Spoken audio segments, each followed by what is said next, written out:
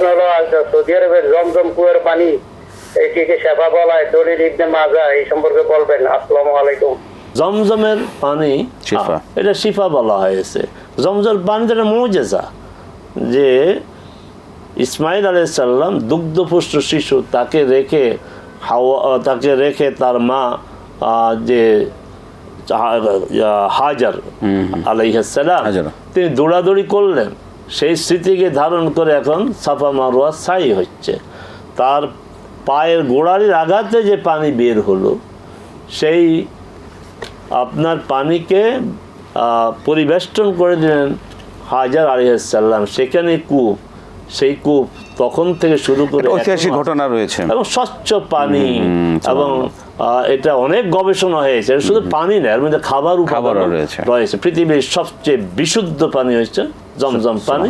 এটা রোগের জন্য রাসূল সাল্লাল্লাহু আলাইহি ওয়াসাল্লাম বলছেন, মা উ জামজাম লিমা শুরিবালাহ, তুমি যেই উদ্দেশ্যে যেই নিয়তে জমজমের পানি পান করবে, আল্লাহ তোমার উদ্দেশ্য সফল করে দিবে।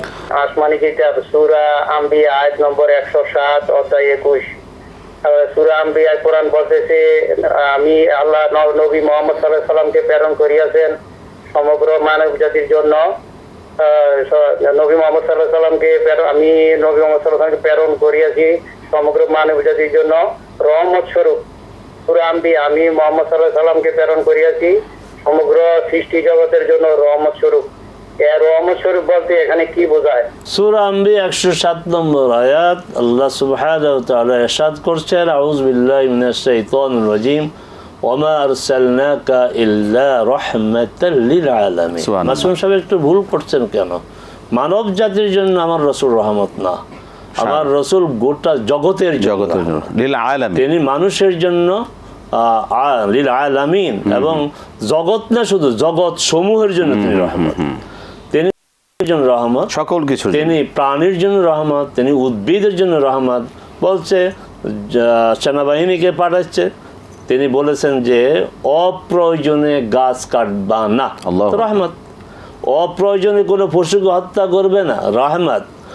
তোমার প্রয়োজনে তুমি কোনো প্রাণী জবাই করবে, ধারালো অস্ত্র নিয়ে জবাই করো, কষ্ট না।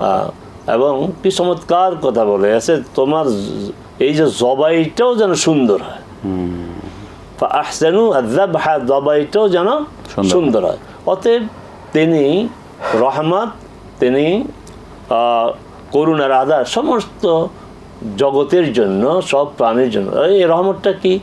রহমতটা যে তার আদর্শ, তার শিক্ষা, তার দর্শনে কল্যাণ, মানুষের জন্য কল্যাণ, প্রাণীর জন্য কল্যাণ, উদ্ভিদের জন্য কল্যাণ, এই জগৎবাসীর জন্য কল্যাণ। এই হচ্ছে রহমত।